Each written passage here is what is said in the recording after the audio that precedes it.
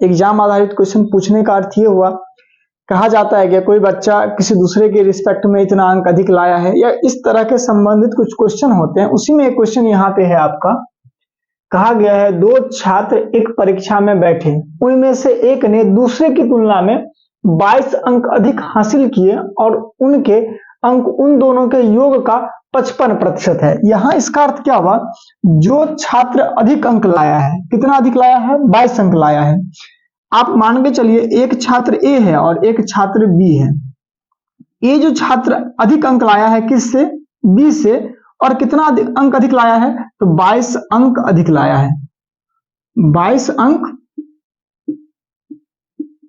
अधिक लाए हैं।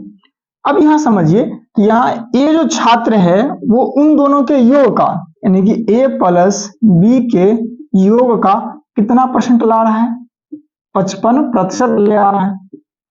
ए बट्टे का ए प्लस बी का अगर वैल्यू देखें 55 बट्टे का 100, अगर 5 से काटे 11 और यहाँ कितने हो जाएंगे, 20 हो जाएंगे।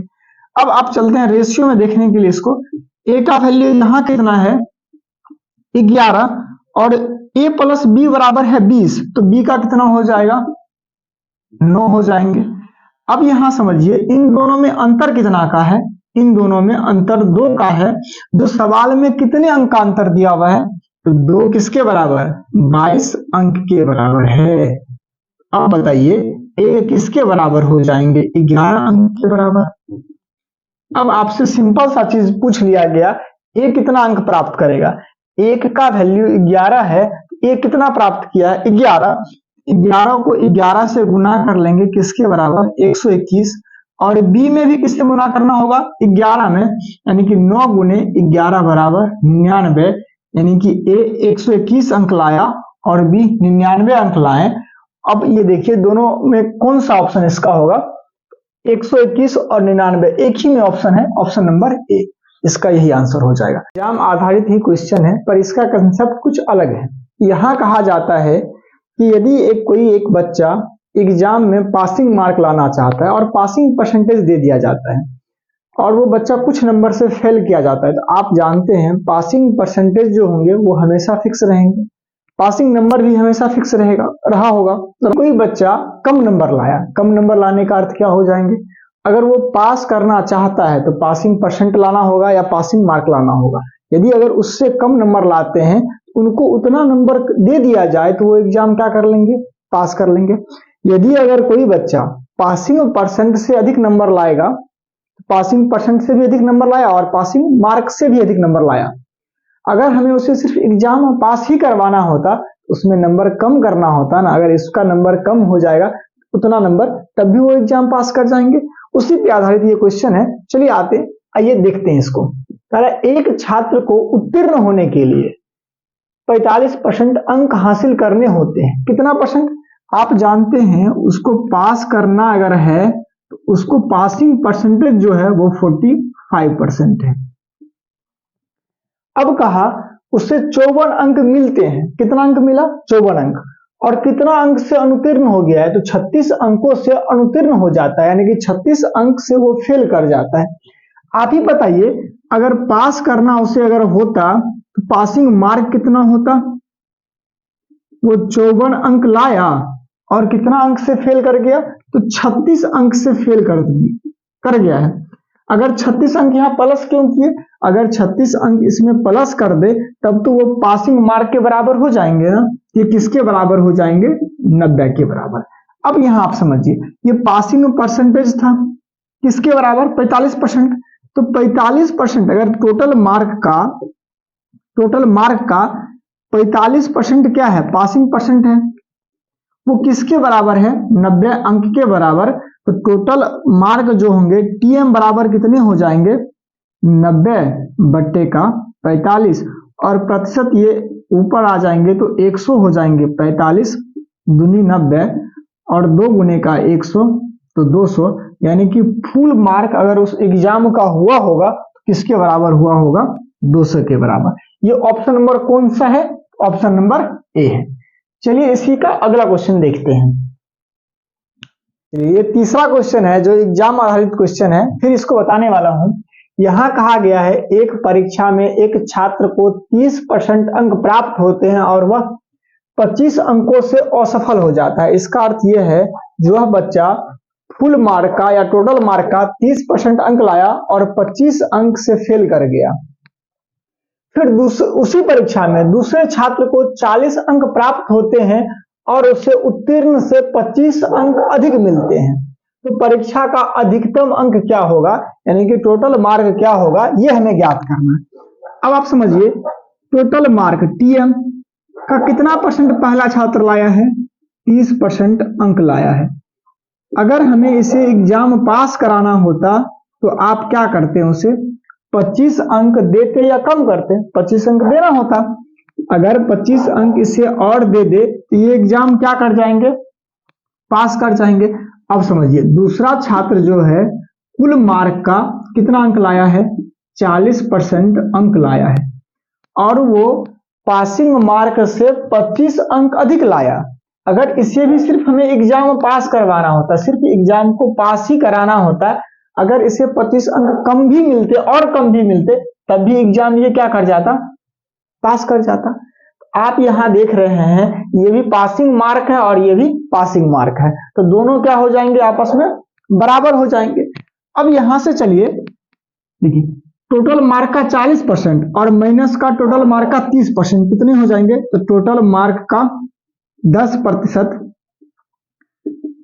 इनको उस पर ले गए तो वो क्या जाएंगे, इस पर आ जाएंगे, तो 25 प्लस का 25, तो टोटल मार्क का 10% बराबर कितना हो चुका, 50।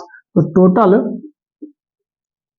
मार्क बराबर कितने हो जाएंगे, 50 बट्टे का 10 गुने का 100, 0 से 0 कट गया और ये कितने आ चुके हैं, 500। यानी कि टोटल मार्क या फुल मार्क उस एग्जाम का कितना हो जाएगा, 500। ये कौन सा ऑप्शन है, ऑप्शन नंबर बी। ये क्वेश्चन नंबर 4 है और एग्जाम आधारित क्वेश्चन ही है, इसको हम लोग पहले पढ़ते हैं। एक परीक्षा में एक छात्र को 20 अंक प्राप्त होता है, 20% अंक प्राप्त होता है और वह 30 अंकों से अनुत्तीर्ण हो जाता है, और दूसरा विद्यार्थी जो 32% अंक प्राप्त करता है और वह पास अंक से 42 अंक अधिक प्राप्त करता है, तो पास होने के लिए कितने प्रतिशत अंक होने चाहिए, ये क्वेश्चन पूरा था। अब समझिए दो छात्र थे, एक छात्र क्या किया, टोटल मार्क का 20% अंक प्राप्त किया और फेल कर गया। क्यों फेल कर गया, क्योंकि पासिंग मार्क उन्होंने प्राप्त किया ही नहीं, यानी कि पास किया ही नहीं। पास क्यों नहीं किया, क्योंकि 30 अंक उससे कम आया। अगर आपको कहा जाए जो उसे एग्जाम पास कराना है तो कितना अंक उसे देना पड़ जाएगा, 30 अंक अधिक देना होगा। कब, यानी कि टोटल मार्क का 20% में 30 अंक अधिक दे देंगे तो एग्जाम पास कर जाएगा। दूसरा जो छात्र है वो टोटल मार्क का कितना परसेंट अंक लाया, 32% अंक लाया है। क्या ये पास किया है, तो हाँ ये पास किया है और अधिक भी अंक लाया है। कितना अंक अधिक लाया है, पासिंग मार्क से 32 अंक अधिक लाया है। अगर इसे भी सिर्फ एग्जाम को पास ही कराना होता तो क्या 42 अंक जोड़ते, नहीं ना, यहां 42 अंक क्या करते, तो कम करते। क्यों कम करते, क्योंकि 42 अंक कम भी कर लेना तब भी वो एग्जाम क्या कर जाएंगे, पास कर जाएंगे। अब दोनों पास पास अगर मार्क है, ये भी पासिंग मार्क वो भी पासिंग मार्क, तो दोनों बराबर हो जाएंगे, इसीलिए यहां पासिंग बराबर करते हैं। अब टोटल मार्क का 32%, टोटल मार्क का 20%, दोनों का अंतर कितने हो जाएंगे, टोटल मार्क का 12%, किसके बराबर, 30, और यहां अगर 42 इस पर आएगा तो 30 और 42 किसके बराबर, 72 के बराबर। अब समझिए टोटल मार्क का 1% बराबर कितना हो चुका है, तो 12 छाक 72, 6 अंक। हमें कितना निकालना है, हमें पासिंग प्रतिशत में निकालना है, टोटल मार्क नहीं निकालना है। यहां से टोटल मार्क निकाल लेते 600 के बराबर होता है, लेकिन हमें क्या निकालना है, पासिंग परसेंट निकालना है। अब समझिए 1% किसके बराबर, 6 अंक के बराबर ना, 1% 6 अंक के बराबर। अब आप ही समझिए तो 42 अंक इन्होंने अधिक लाया, तो 42 अंक बराबर कितना परसेंट, तो 6 को 42 करने के लिए किससे गुना करना पड़ा? 7 से। यहाँ 1 को भी 7 से गुना कर लेंगे तो 7% हो जाएगा, यानी कि 42 अंक बराबर 7%। और इन्होंने 42 अंक अधिक लाया था तब ना 32% अंक पूरा था। यहाँ 7% अगर कम कर देंगे तो आप समझिए पासिंग परसेंट बराबर कितने हो जाएंगे? 32% माइनस का 7% बराबर कितना हो जाएगा? 25%। तो 25% कौन सा है? Option number D. ये समझ गए होंगे आप लोग। ये इस वीडियो का लास्ट क्वेश्चन है जो हम लोग परीक्षा आधारित क्वेश्चन देखने वाले हैं। यहां कहा गया है प्रिया को इतिहास में भूगोल से 9 अंक अधिक मिलते हैं।